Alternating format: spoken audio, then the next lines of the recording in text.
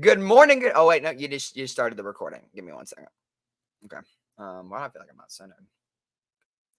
Good morning, good afternoon, good evening, wherever you guys are watching from. Welcome to the Wimby Cast. The name has changed for today, and that is a little segment that has just been teased that we're going to throw at the end. First time we're going to be talking about NBA heavy because there's also some news regarding the Razorbacks as well. We have some mock drafts that have just came out, but we're about to get to all the content that you guys know and love. Will Whitson, come on, throw yourself in, brother. Episode 4. Listen, 74 subscribers is where we're sitting at the time of making this video. So the goal is 100. By episode 5, we want 100.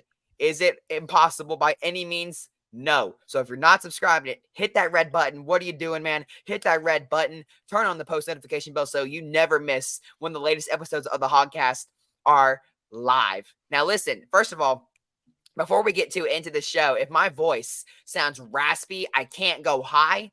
It's because I went to the Oklahoma City and San Antonio Spurs game last night, and I lost my voice halfway through the first quarter because of what Victor Wembanyama was doing. So bear with me if it sounds like I'm going to just lose my vocal cords. Bear with me. Will, episode 4, how we feeling? I'm feeling good. Unlike your vocal cords, probably. I No can just see regrets. No regrets. they're struggling, but yeah, I'm doing good. You want to go ahead and get into this thing? Let's Yeah, go waste ahead no and time. hit it with the 1, 2, 3, the The poll. poll. Okay. The Well, poll. we messed that up bad. Did you? Um. Really? It was in sync for me. It was in sync for me. Oh, it was. Yeah. Oh, okay. Anyways, let's go The ahead and poll. start. The poll holds all fate and You're right. knows You're right. all right and all wrong. Everything. The poll knows everything. The poll knows all. It knows everything. We're gonna do the rest of the episode in ASMR. So Oh my gosh. Georgia, number 1. Michigan, Michigan number 2. 2. Ohio State, 3. Florida State, 4. Oklahoma, coming off a big dub, number Dylan 5. Gabriel. Penn State, number 6. Washington, 7. Oregon, 8. USC, 9. Alabama, 10. Texas, 11. UNC, 12. Louisville, another big win. The Cardinals show up to the poll for the second week in a row and make a big jump. Louisville, number 13. Ole Miss, number 14. Oregon State, 15. UCLA, 16. Washington State, 17. Utah, 18. Duke, 19. LSU, 20. Tennessee, 21. Notre Dame, 22. Miami, 23. Kansas, 24. And Kentucky wrapping it up at 25. We got some blue bloods in there, and I'm not talking about football. Kansas, Now, Kentucky, UNC, Duke. Duke. Dude, now listen though, we could have definitely swapped out Kentucky or Miami for Missouri because even though they lost this week, they probably still deserve to be in the poll. But We hate Missouri. Miami should not be in any more conversations about college football for the rest of the year. Get them out. Yeah, Get them out of here. that was probably worse than anything I ever saw in the Chad Morris era, If and that I'm is not not joking. if that is not a fireable offense, then what is the Miami program doing? Because And apparently the thing is, like, Cristobal did it at he did it already at Oregon. That's not his first time doing it. That's crazy. I guess they just don't want to win games. I mean, No, hey, if you don't want to win football games, then just don't win football games, I guess. they do not. Go ahead and tell me your biggest takeaway there on the poll. I mean, honestly, you got to look at the way that Oklahoma, was really underlooked going into the season. No one was really talking about them. They had a very underwhelming year last year. Dylan Gabriel really took his first step at being the full-time starter after Caleb transferred. And Dylan is making a ton of noise in the Oklahoma program. They're playing great on both sides of the ball and taking down who was my number 1 last year in Texas. Now they're in the top 5, and they could really be above Florida State at 4, in my opinion, because Florida State hasn't been playing their best ball. especially after the LSU beatdown. They've been playing to their opponents' levels. I mean, Oklahoma just took down a top 3 team in the nation. I think they could easily be 4, and they might find themselves in the college football playoff come January. I wouldn't be shocked at all. Yeah, I mean, you look at the Big 12, it's honestly, it's been pretty mediocre this year outside of the top 2. And you're right. I think it's definitely realistic to see Oklahoma crack that top 4 in this season. Would not surprise me to see them in the college football playoff. Do I think that they're worthy of that? We'll find out throughout I the think rest of the so, season. They're probably going to have to play Texas again, so that'll be a big matchup for the Big 12 championship. for sure. And their last, so ironic that they're both leaving the conference and they'll probably both be in the Big 12 championship. That would be wild if they played each other again this year, and I wouldn't be shocked. Like you said, it'll be them probably in the Big 12 championship, but this time it'll be depending on who's placed where and what the records are. It'll be a home game for someone, It may, I mean, it honestly may be. It's possible that we see the winner of that game get into the college football playoff. right? That And it may just be depends. a win in advance type thing.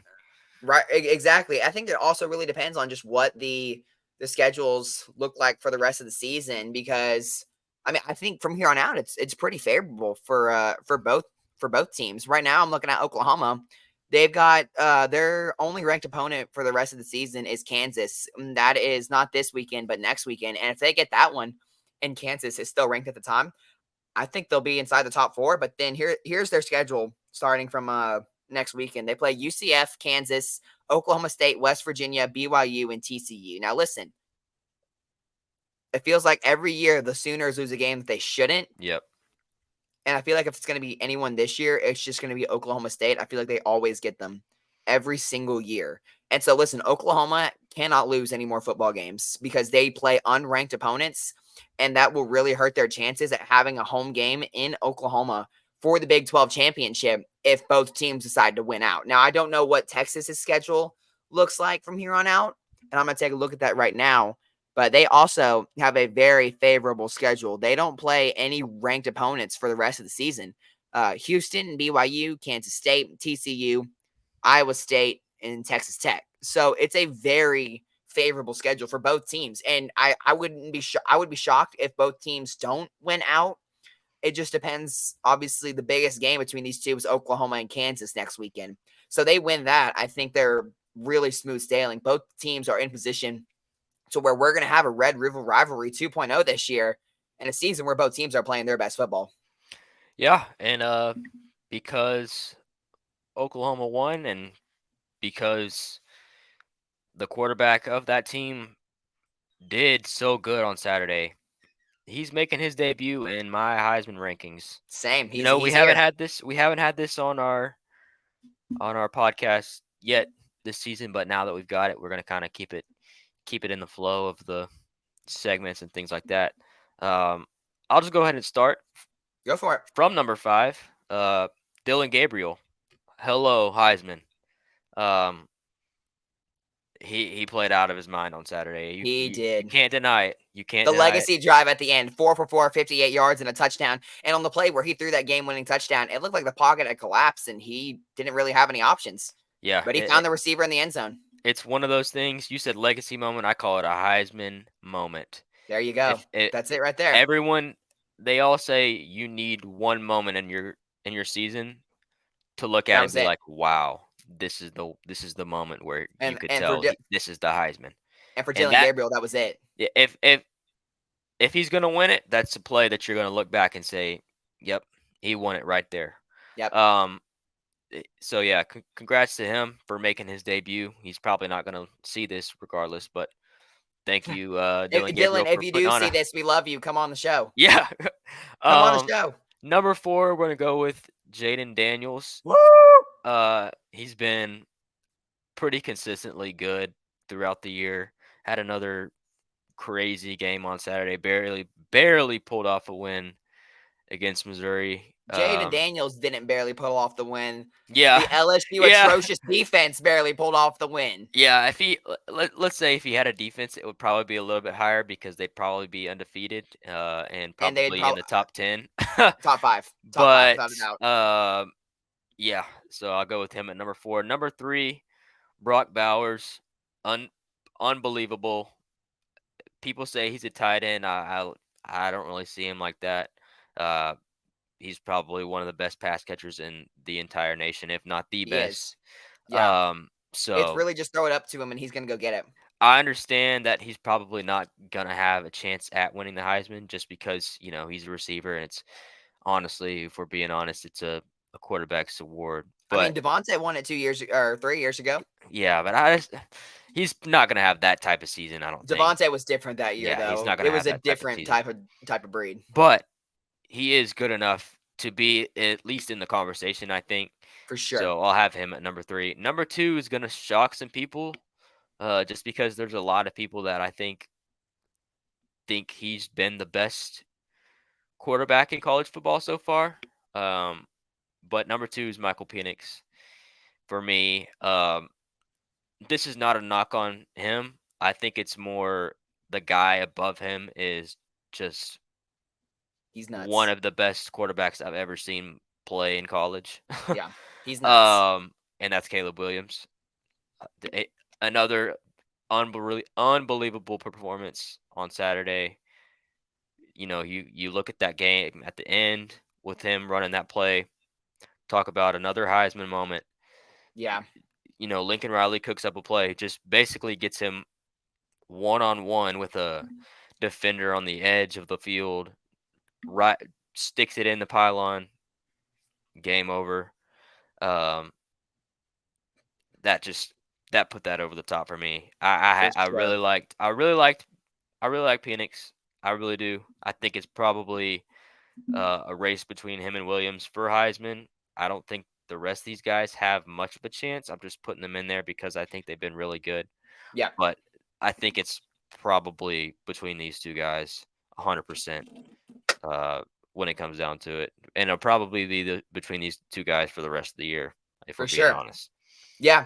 There's no doubt about it. Those are the two most talented quarterbacks in the nation right now. And we have some interesting stuff we're about to talk about. So at number 5, I got the man, Jaden Daniels.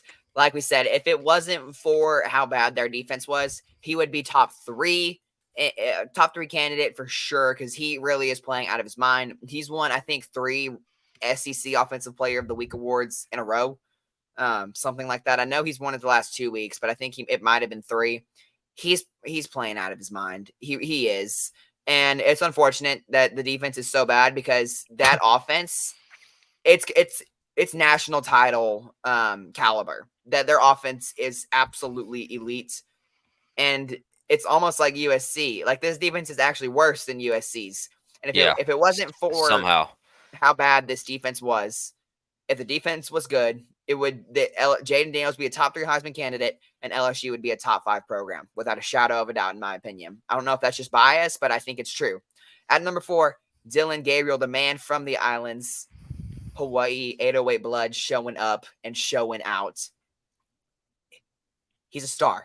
He's a star in the making. Like you said, the Heisman moment against Texas, and he has really emerged onto the scene and has a real chance to win this award, because I don't think USC is going to be winning some football games in their upcoming stretch. I don't think they are. I actually believe that USC is going to be eliminated within the next 4 weeks. Wow. Yeah. And I say wow, but honestly, you have like a very valid argument, just because I'm pretty sure they get Oregon and Washington in the Back to next back. couple of weeks. So Yeah, listen, that's here's just their next 6. Here's their next 6. Notre Dame at home, or no, at Notre Dame. Sorry, at Notre Dame. Utah at home. California on the road. Washington at home. Oregon on the road. UCLA at home. that is We have those are four really, really good teams. I think there are 4 teams that are in the top 20 right now. we have 5 teams in the top 20, 2 in the top 10, 2 in the top 10. It's nasty. Yeah. It's a nasty schedule for them, and I think I think they're going to be maybe not the next 4 weeks, but they're going to be eliminated. They're not going to make the college football playoff. And I firmly believe it. So I at the beginning of the season picked them to make the college football playoff, and then I saw how bad their defense was, and I was like, yeah, that's I not mean, that's what it was happening. last year. It's a Lincoln Riley coach team. Not They're always happening. it's always an offensive minded team. So At number 3, Bo Nix, Oregon Ducks. This man is leading one of the most elite offenses in the country, and no one's really talking about it, to be honest. I feel like not Oregon's not getting enough love for what they're doing. Bo Nix is balling out of his mind, and people ask, how has he been in college football for so long? Red shirt, the COVID year. I mean, he took full advantage of those 4 years of eligibility, and now he's looking like he's going to be a first round pick going into the draft. you know, I respect him for that. I do. But you also got to realize Caleb Williams is like what, maybe 22, I don't and know how old Caleb is. I know Bo Nix 22 is maybe 23. 20, and then Bo Nix is about to go He, through a midlife crisis. Um, Lord like have mercy. I Caleb is 21 and he will be 22 in about a month.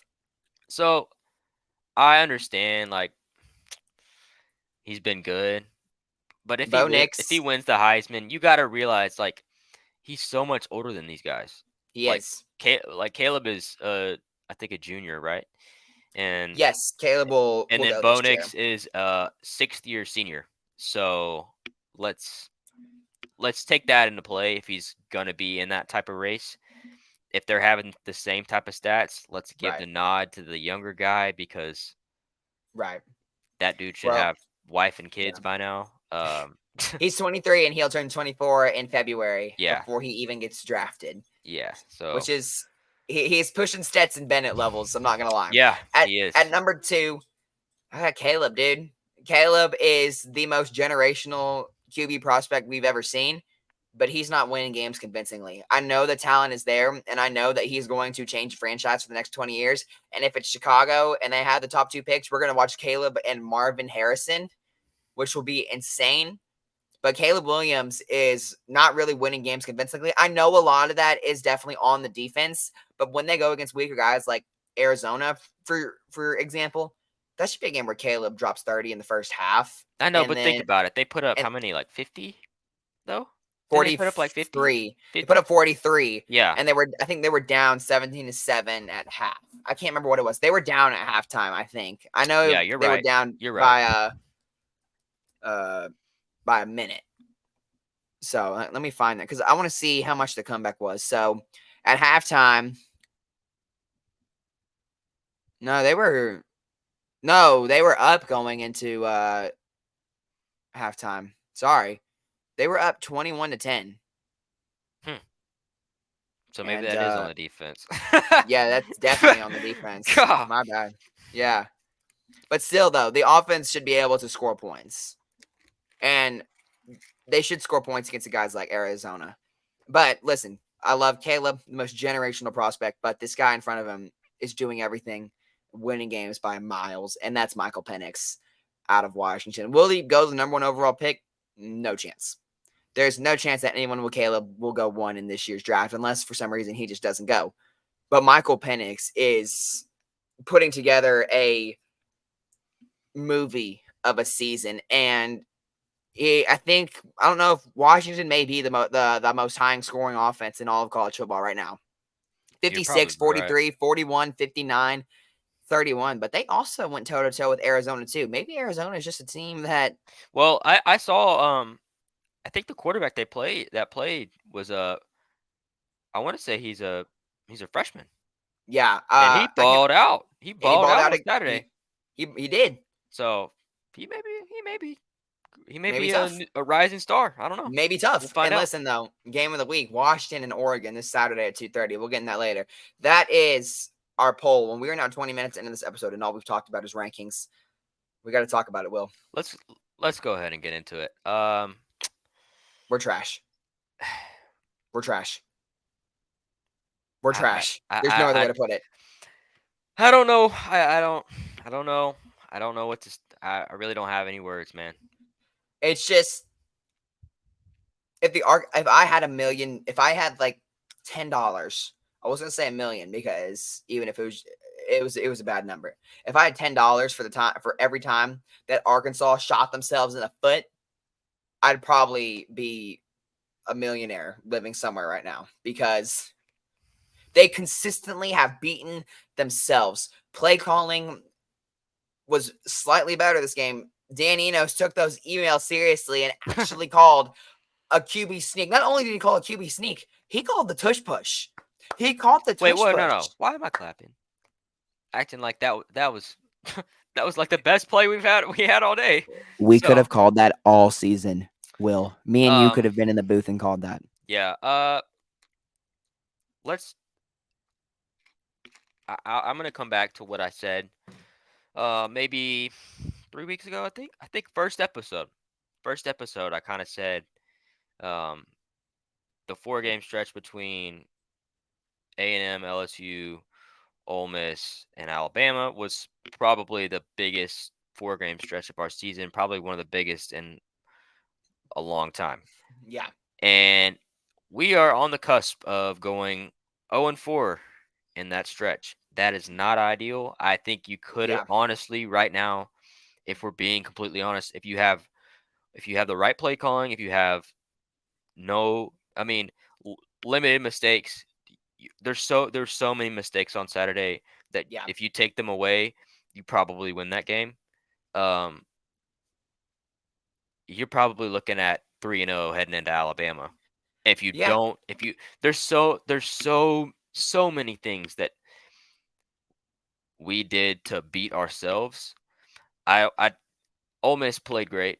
They had, you know, a good game as always. I think Ole Miss is a pretty like always a pretty good team. yeah. But the last 3 weeks, it's just been Arkansas shooting ourselves in the foot, right? That's exactly what it's been. And And there's when you look at in the clutch moments, it's always kind of we cave. We saw just whether that be the play calling, whether that be the play on the field, it's always like, time yeah, management penalties, yeah. I think there's just we can't get over the hump. yeah, You need a win, man. You need a win. and they're going And into you're not Tuscaloosa. it's not going to happen. It's not going to happen against Alabama. And No, that's not the spot you want to be in where you're about to go 2-5. That's not where you want to be. Especially in games that were winnable, yeah. without a doubt. Yes. You should at least be after next week maybe 3-4, 4-3. You could honestly be 5-2. You could honestly be 6-1. There, But there are there's three just so losses. there's there's honestly 4 losses where you could say, man, Well, we if we have would have four just losses. if we would have just done this, That's also true. we would have won this game. It's also You true. said that 4 times. You say that 4 times, which means Arkansas could, and I at least give 2 of the games you should have 100% won. Yeah, they lose 3 games to BYU, LSU, and Ole Miss, all by a one-score possession. BYU, they easily could have won. They started at the game 14-0, gave up 21 straight, couldn't get anything going.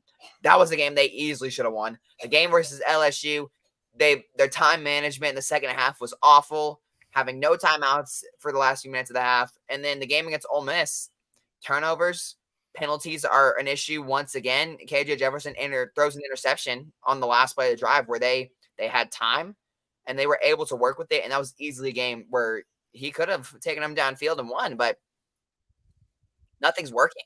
Yeah, Nothing is clicking more. I thought the penalties were. I thought we were past those days. We are not. Apparently not. I think we had 10 once again on Saturday. I think we had 6 pre-snap penalties. Listen, dude, I zoned out for half the game, so I don't even know how like the blocking of the adjustments of the O line did. I know Patrick Kudus took center snaps, but I don't. So I so we did something that I've never seen happen on any level of football. We started oh out with no.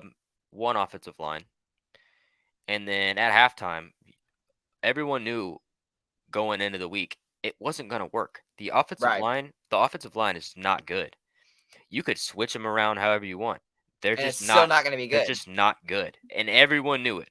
Now, I understand you got to change stuff just to see, hey, maybe Yeah. this works out a little bit better.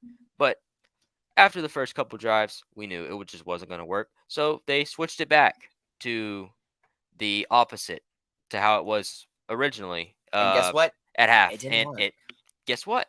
Yeah, Shocker. as expected, it did not work. I said this last episode. Insanity.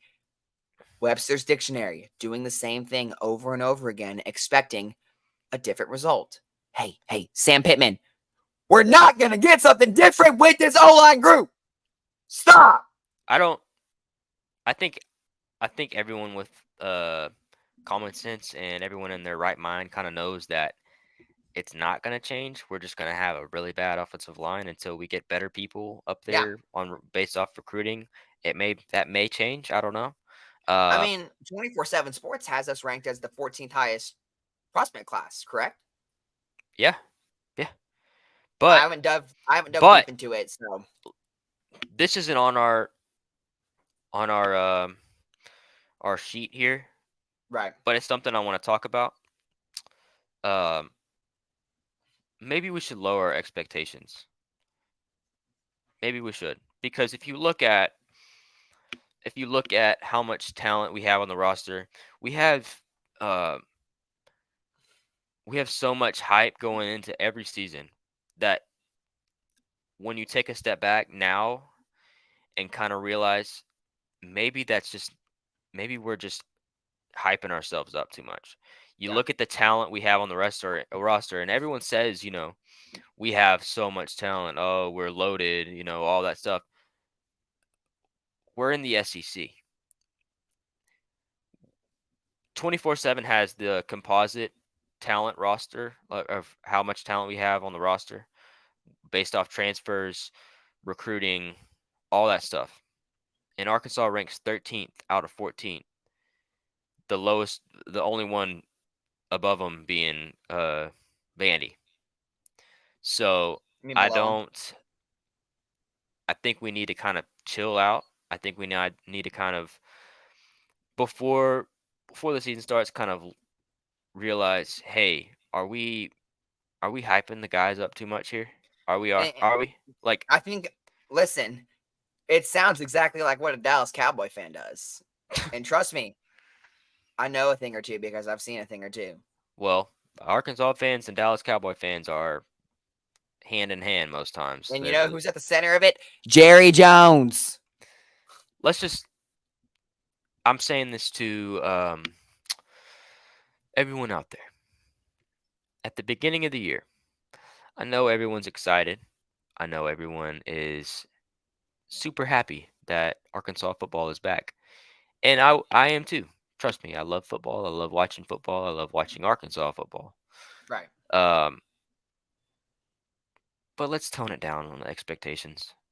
We're not Alabama. We're And not here's the thing. LSU. We're not Georgia. Exactly. The SEC is obviously the powerhouse of college football, but Arkansas is nowhere near to be found in there. We're never going to be And a powerhouse. Let's be Here's honest. the thing. There's already historical programs. The LSU Tigers exist. Alabama exists, but there's also teams, Tennessee's still making noise. Georgia is the number one team in the country, and they have been for the last 3 years in a row. Auburn, even though they are unranked right now, they're still not bad. Texas A&M has been making noise. They went toe-to-toe with Bama, only lost by 1 score. Even the unranked teams who are in the SEC are better than us by miles. It's not close.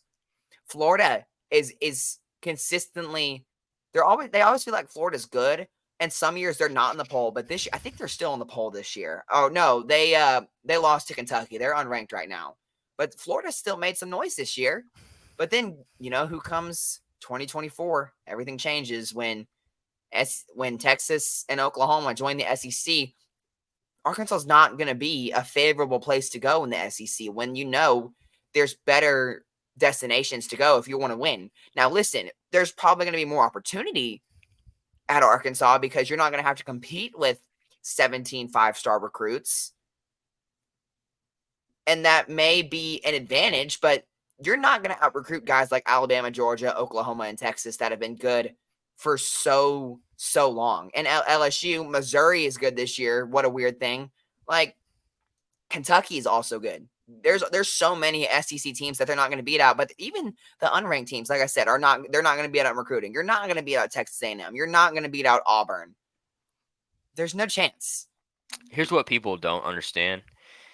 And oh my gosh, I just shut off my light. You know, it's I'll just restart. No, you're good. It's funny. Just leave it. Here's what people don't understand here.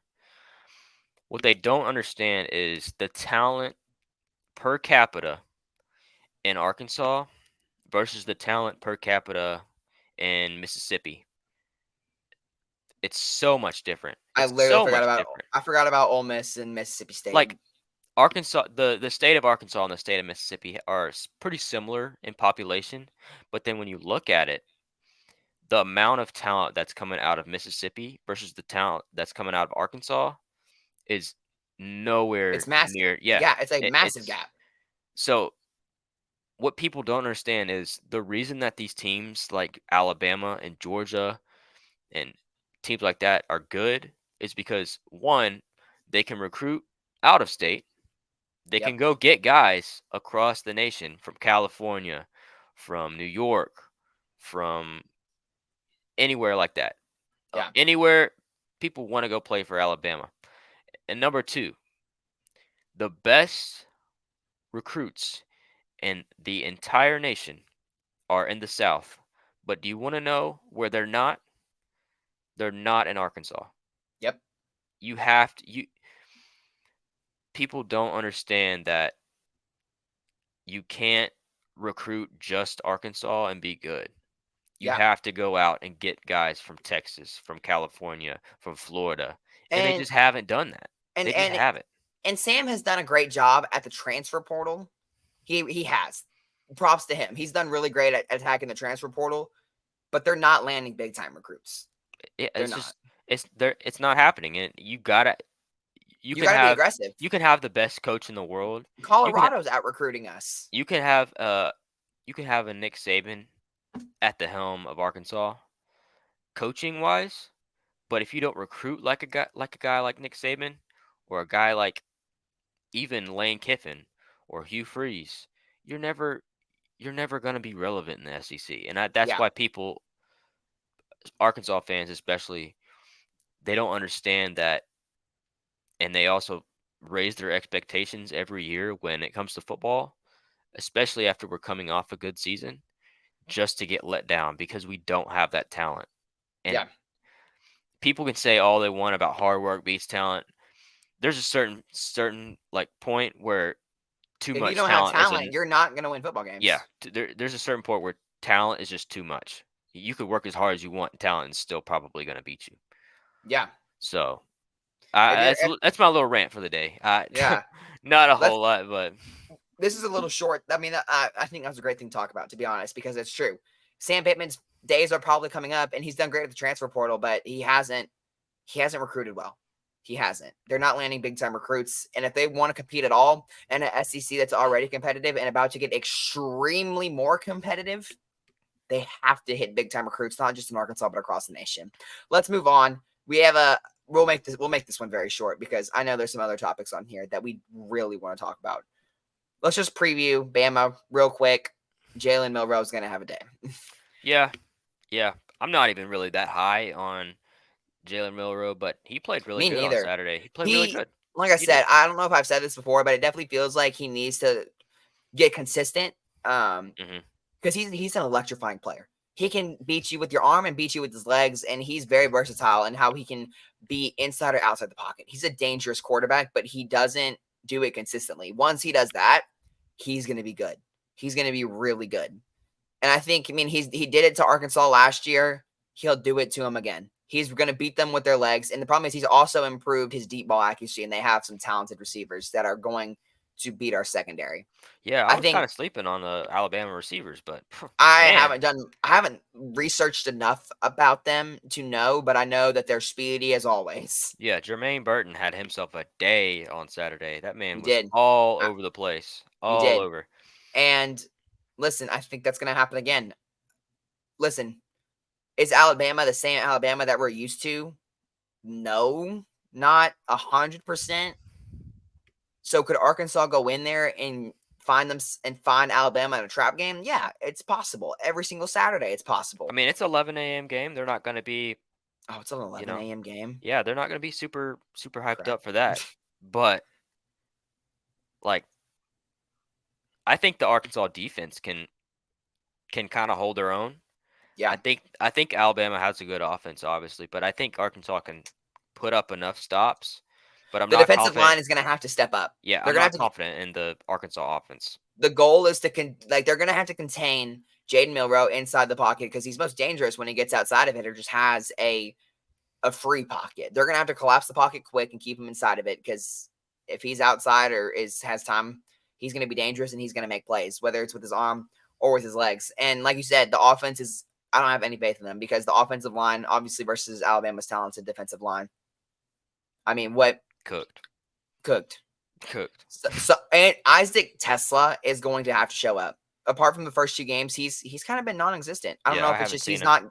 he's not getting targets. I feel like that's another thing. I know Andrew Armstrong has been playing well, but Isaac Tesla is arguably the best receiver on the team, and I don't know why he's not getting targets. I I, And I want to give a shout out though to my guy Ty Washington. Holy cat! he Holy stepped cow! up. Holy He's cow! he's I tough. I didn't expect that from him. I didn't even expect him to see the field. But man, they were targeting him on that first drive. It was weird because they like went after him that first drive. Then I didn't really even see him for like a couple drives on the field, and then he came back, caught him another touchdown. So I mean, hey, props to him for stepping Listen, up for Luke. That, it's that that was next that's man up big. mentality. Next That's man up big. mentality. Ty Washington is a dog, and he proved it. And listen, he's the starting tight end for the rest of the year. So if that tradition, if this carries over, who knows? He could find himself declaring for the draft. No, he can't. He's like a freshman, isn't he? I think he's a sophomore, Oh, okay. So he still can't do it this year, though. but he's But he's he's been good. He's been good. I'll give him that. he could find himself I'll in a give him that. situation where he maybe takes tight end one snaps next year. Now, Luke has is amazing, but there could be somewhere else out there that says, "Hey, come play for us. We're going to get you in a more integrated system that fits your role, and we're going to put you with a better quarterback." But no, yeah, it was good to see him do that. Like, he Yeah, popped off. absolutely. Good to see. But listen, there's not really much. Normally, we can go into depth about these previews, but there's really not much to go into. Here, let me give Get you guys a little preview. Oh Let me tell no, you how this is gonna go. Arkansas is going to get absolutely murdered on Saturday morning. I hate to see it. I hate it, but we've come to this point where I already know what's coming. I do. And y- sunshine pumpers can say, "Hey, we're going to win this game." yeah, I hate to break it to you guys. it's not happening. It's Y- like the What Dallas Cowboys you know the going Mike in. Tomlin meme? We do not care. No, not that one. Y'all know that ain't happening. I That don't one. actually don't. That one. I think I have seen that Y'all one. know that Listen, ain't happening. it's like Dallas Cowboy fans thinking that they were going to beat the San Francisco 49ers because, Everyone and their mamas knew that Dallas had dude, no chance. I literally did not pick the Dallas Cowboys. I turned the game off at halftime because I couldn't take it anymore. Yeah, I'm so sorry. Dude, just pray for me, please, because it's a hard life out here, dude. It's a hard life. But let's go ahead and get into a real sport. A real sport. It's Me and basketball Ty, season. It's it's basketball season. it's basketball season, baby. Me and Ty were both at the red white game. Let's see, what day was Dude, that? it was Last Tuesday, Wednesday, last last Wednesday. It's a week Wednesday. from yesterday. Man, We go from tomorrow, what a performance dude. by both teams. These guys are Holy fun to watch. These guys yes, are fun to you watch. guys you guys thought last year's team was gonna be good. This team is Holy nice, cow! dude. Did First of all, just just getting straight into it. Transfer guys showed up and showed out. L. Ellis and Jeremiah Davenport. You That talked dude, about him. You talked about him. You said, "Hey, this dude's I got a did. flamethrower." And And oh my, I think he was 6 of 9 from 3 maybe, I 6 think he of was 10. better than that. I think he was better than that. Like the basket was like as big as the ocean for that man. If Holy Jeremiah cow. Davenport gets the ball in his hands and he is set, he's letting it fly, He's and letting you it might as fly. well get back on defense Yeah, because cuz it's going in. like these weren't short shots either. These were not Like, short threes. These things were from way downtown. and some Like, of them were contested too. yeah. Off the dribble. Like, dude, he is a walking flamethrower. And we got to see it. Now, it's unfortunate we didn't get to see Khalif Battle got hurt. I don't know if it was during warm-ups or a workout during the day, but couldn't put weight on his ankle. He was standing on crutches for a minute, and then I didn't see him with them for the rest of the night after he sat down on the bench. I don't know if he walked off with them, but I actually haven't heard anything about Khalif Battle since that night. Yeah, there hasn't been really anything said. I think they're kind of waiting for, you know, Let's go to second Twitter. opinions and things like that. But there really hasn't been anything. Um, everyone's hoping that it's, First thing I nothing searched up severe. is Khalif Battle, and the 3 top tweets are yours, and it's not even about the injury. Oh, really? Yes. No, but that's my man. That's my man. You're the last person to tweet about Khalif Battle in over a day. But yeah, I hope he's good. You know, you don't want this to be another Nick Smith deal where he's on and off the court, and Absolutely. I hope not. But prayers up Yeah, for no. him. There's nothing on Twitter about any sort of update about Khalif Battle, which is unfortunate. But listen, this team is fun to watch. Joseph Pinion is going to take a leap this year. L. Ellis was fun. I mean, the entire team, they just feel so explosive. They feel electric. Devo Davis is back, and it looks like he's better than ever. He quote unquote runs on batteries, and you could see it. He was leaving it 110% effort on both sides of the floor, running the offense and then guarding the entire perimeter on defense. He's just as good as he was last year, if not better. Yeah, one thing I really noticed though is I've been going to the red white game for years, Yeah. and the game last week was probably the hardest that I've ever seen them play. Like they had I an mean, in-game intensity. They were until the third quarter when I can't remember who it was, a white team that was not doing so well, and Coach Musk came off the bench and he was not happy. I heard there were some 4-letter words said in that huddle. yeah, but I mean, like there was just this certain intensity that I haven't seen in a They long looked time. good. They They really looked good. it looked like they just kicked it into the second gear there at the end. Um, I think red team kind of pulled away, Yeah, but they did. I mean, goodness gracious, and shout out to my man L. Ellis. He's a W. Come on the Got pod, to Will. yeah Come on the pod, L. got to talk to him last week. He had himself a day He for the did. red team. I think he's ended up with 18 or 20. I can't remember where the stat score is at. I have it somewhere. A lot of assists too. He made some really hard passes look crazy easy. We need that consistent shot creating point guard who can run the offense. Nick Smith provided that, but like I said, consistently off and off the floor, or on and off the floor, excuse me. And now, if we can have that position filled, I mean, come on now, talk to us, Muss. Where are we going? And he told me he said he was telling me like he feels like he can score at all 3 levels. He can. He can put it in the bucket when he wants. But I really loved his passing. His passing was really good, and we may like he may be able to get us a bucket when he needs it, and that's great. But if he takes like a pass first roll, I wouldn't be mad because he made some really He great is, plays. and we need someone who can bring that, um, that motion offense, that Yeah. pace off the bench. Because here's the thing, I don't know if Devo's going to come off the bench or if he's going to start. But listen, I don't think they'll be sharing the floor at the same time. Devo comes on, L goes off, or L comes on, Devo comes off. You have that 1-2 punch where you got two really great ball handlers who are controlling the offense. I mean, that it's always going to stay in motion. It's always going to stay fluent. Yeah, one thing I also did notice is like they're going to be deep.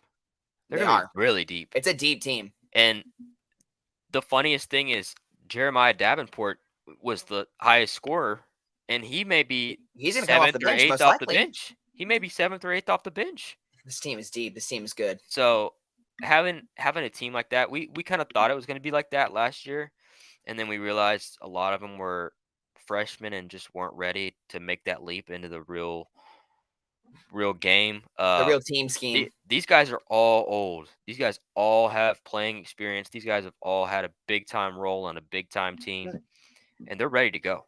They're ready to go. And it looks like we've got ourselves another big time point guard coming to the Hill next year. Isaiah Elohim, what a pickup by Eric One of the Musselman. top prospects in the class of 2024. What a pickup. I've been preaching this dude all year. Ever since we were barely recruiting him, I was like, we need to get this guy. We need to get this guy. It's a big get, dude. He is so electrifying. I want to see him start shooting that three-pointer consistently, but this dude, he can finish in traffic over anybody. He was a top 10, top 5 guy before he got injured, and then he missed most of his season last year with a knee injury, and kind of bumped him down in the rankings. Right. He's still a 5-star in my opinion. There's not 10 or 15 players that are better than him. I think he's one of the best scorers in all of high school basketball right now. The dude just puts on a show every time he gets on the floor. He does. He really reminds me of a guy like Ricky Council. Ricky Council was really so fun.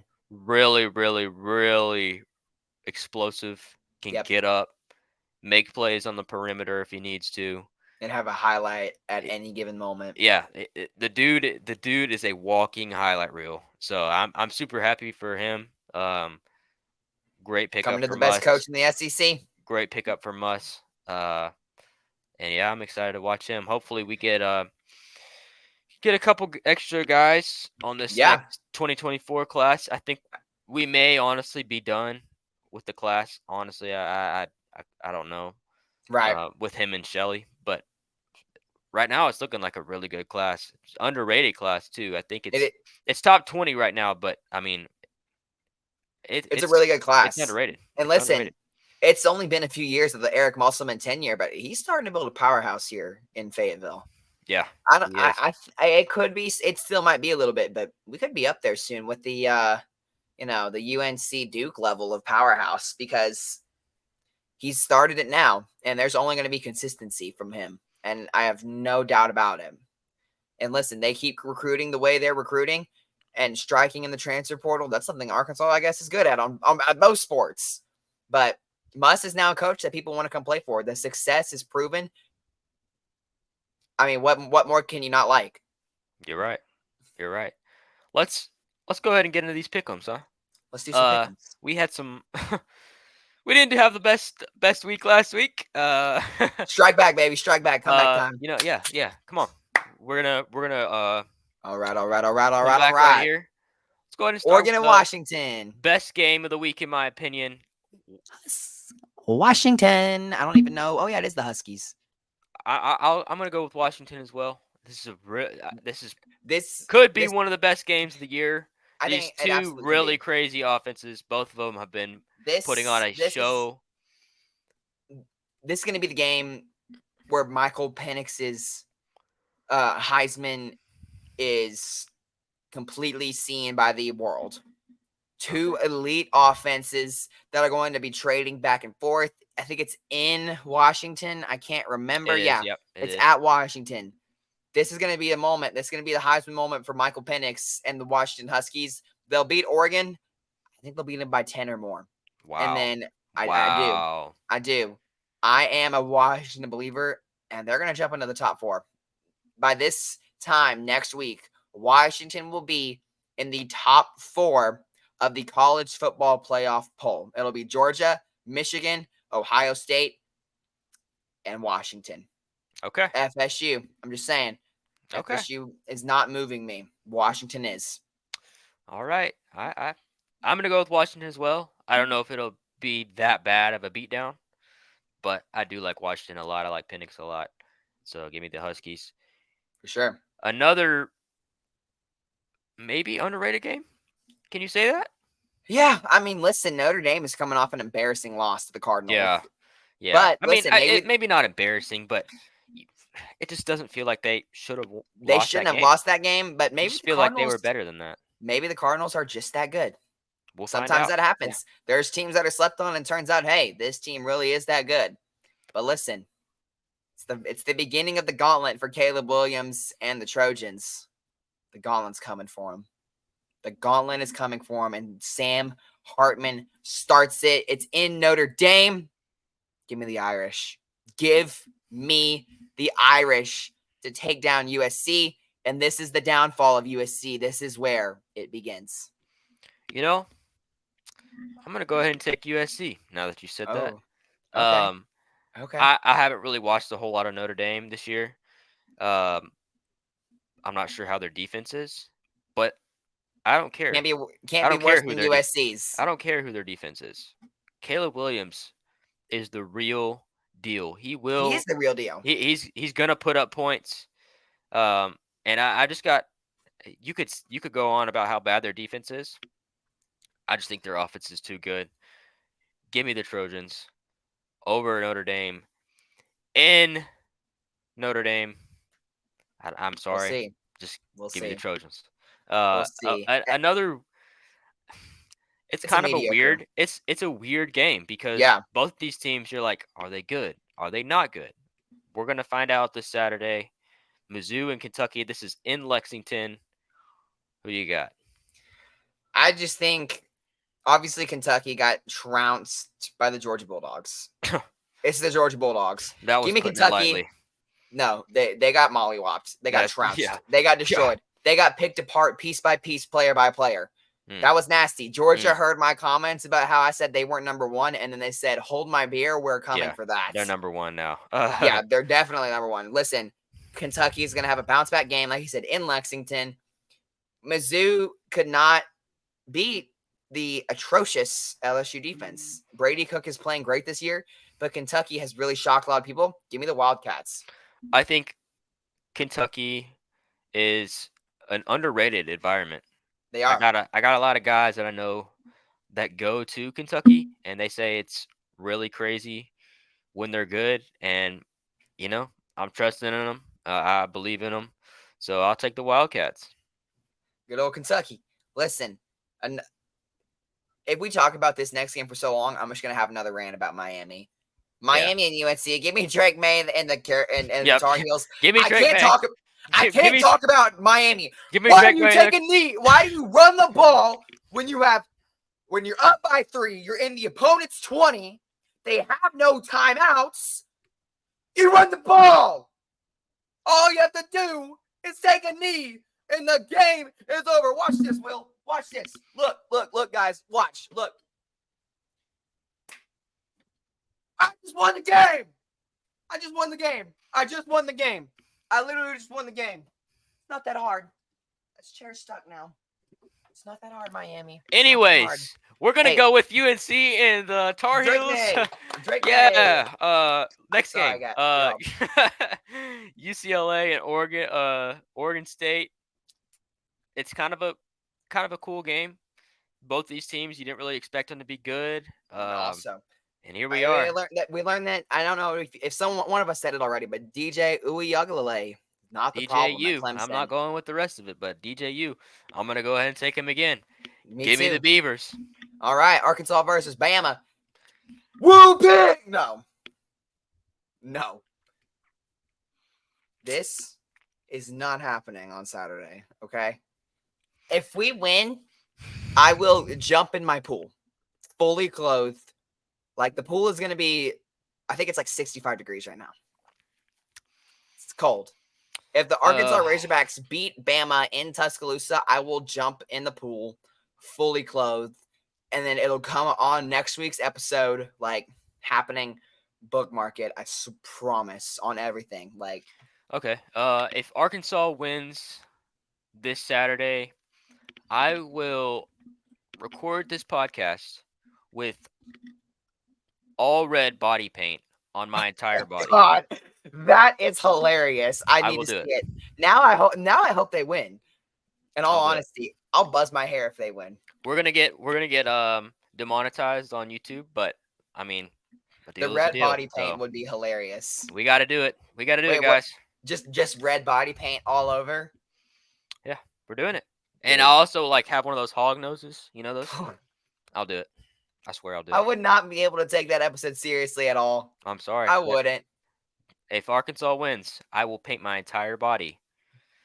You got to red. go shirtless too. You got to Yeah, go oh, shirtless yeah. in the next episode. That was the plan. Of course it was. Okay. Yeah. Okay. I said Dude, my whole entire hey, body. Spray. Hey, you gotta. Hey, listen. You gotta go spray your hair red too. We'll see. It's a lot of hair to spray though. That's a lot, man. And then let's go ahead and get into our last segment. This is a segment that is brought to you by Ty. I watched it. I didn't think that it was good enough to be in a segment, but now that we're here, prepare yourselves. Headphone warning. Victor Wembanyama is him. I've seen enough. I'm actually going to try not to really overreact. It's preseason. Listen, I was probably the loudest person. I was in Oklahoma City. It was behind enemy lines. I was probably the loudest person in that arena cheering for Wemby. I literally was like, I was screaming, Josh Giddey, you're too small.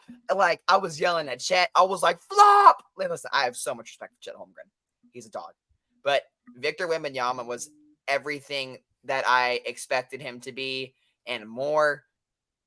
He's nuts. Like every single play, it feels like he could do something that we have never seen before. He 7'4", shooting threes, dribble, handoff, the spin move, left hand layup, getting out in transition. The way that he genuinely changes the game, it's insane.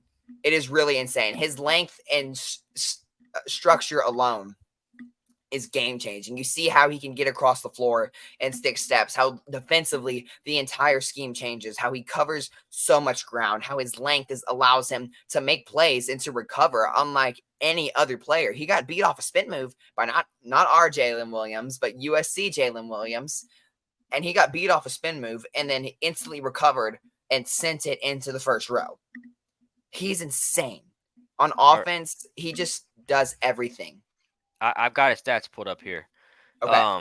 So in his first preseason NBA game, Victor 19 Wembanyama, minutes.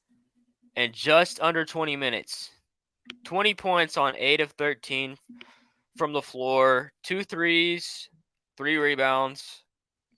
I mean, what else can you ask for from a rookie? And he really displayed his poise in playmaking. He's going to be a great playmaker. And something that I really liked in seeing was how the Zach Collins Wembanyama tandem was going to work. We got to see how Zach Collins provides so much interior presence that allows Wemby to get out in transition, to get buckets quickly. That's how we got his first dunk early in the first quarter. And on that one where he threw it back with one hand, his foot was near the 3-point line and he got the steal. He got the steal and then threw it down. He's game changing. And so I'm really excited to see how Zach Collins' interior presence is going to allow Wemby to be a true power forward, to stretch the floor, to shoot the ball consistently. It's nuts. It's so nuts. I needed to talk about it somewhere on a somewhat professional level because there's so much stuff I need to say on Twitter, on YouTube, on just everywhere. I literally posted an article about it today. Shameless plug. If you guys have not checked out Air Alamo via Fansided, y'all should go check that out. Your boy is a contributor on there. I got 5 pieces up, and we're only going to be posting more. Sorry about that shameless plug, but shameless plug king. Victor Wembanyama is he's insane. He's everything I thought that'd be. And side note, I went a little early, and I got my Keldon Johnson jersey signed. My girlfriend, her first ever game, she got the Jeremy Sohan jersey signed. Got a couple of players to sign the ball: Zach Collins, Trey Jones, Keldon Johnson. I got a Keldon Johnson card, jersey, and a basketball signed all in one night. I mean, W come on Keldon. now. W Keldon, man. And I got a selfie with him. Like, W Keldon. Listen, it was an amazing night, but we found out that Victor did not sign any autographs, but he was going to, and security told him no. My heart hurts because he ran My off, heart but hurts for you. at least the intention was there. The intention was there. He wanted to do it, but they told him no. Because listen, if I just got my Wembanyama jersey, it was going to be the only game I wore to, going to get it signed, frame it. But hey, you know what? You win some, you lose them, and we're going to get him November 14th. We're going to get him. Promise. We're going to get that signature. I'm expecting that to happen. If you don't, I'll be very disappointed. I will be too. And then we got a little side note: NBA mock draft. Trayvon Brazil at 34 to San Antonio. That'd be so nice off the bench, dude. I really like that a lot. We need that athleticism. Yeah. Because our big men off the bench are Charles Bassey and Sandru Mamukelashvili. And Charles Bassey is low-key a dog. I'm not going to lie. Yeah, he is. But we need that. We need some athleticism, some two-way athleticism. And Trayvon can stretch the floor a little bit. Correct me if I'm wrong. But he's super athletic. And the Spurs don't have someone off the bench who could provide that. And if they got Trayvon Brazil, Wembanyama, Zach Collins on starting, and then bringing Trayvon Brazil off the bench. I mean, my goodness. Come on now. He's a 4, I think. But you could stick him on a team like San Antonio and stick him out there at 3. Absolutely. I think he's that versatile. I think he could play He the is. 3. And I've He talked really to a couple is. guys. I've talked to a couple guys like in the mock draft media world, all that. They think he could play the 3 as well. They think he can. He could. He's really good. He's just that. He's quick enough. He's athletic enough to guard that position as well. Yeah, So, and I think that'd be nice. Here's the thing: the league is only getting more versatile. Yeah, it's only getting crazier. I mean, look at Victor. Look at Victor. Look at what he is now. And the league is only going to get more and more wild, athletic, whatever you want to call it. That's about all I got. That's it from about us. all I got. Listen, if you guys enjoyed episode 4 of the Hogcast, make sure you drop a like. Let us know. Subscribe if you still have not hit that button. We're trying to hit 100 subscribers by the time episode 5 comes out. We know you guys can do it. Hit that button. You can do it. Also, Woo Pig Suey, please. Wait, yes. No. So next week is going to be probably the same thing. If Arkansas wins this game against Alabama, I will paint my entire body red. If it happens, you don't want to miss this next episode. Trust me. I will not be able to take the episode seriously at all. So with the hog nose is crazy. Just bear with me, guys. Woo Pig Suey. Yeah, Woo Pig. If you guys did enjoy, subscribe, like, and we will see you guys on episode 5 next week. See y'all.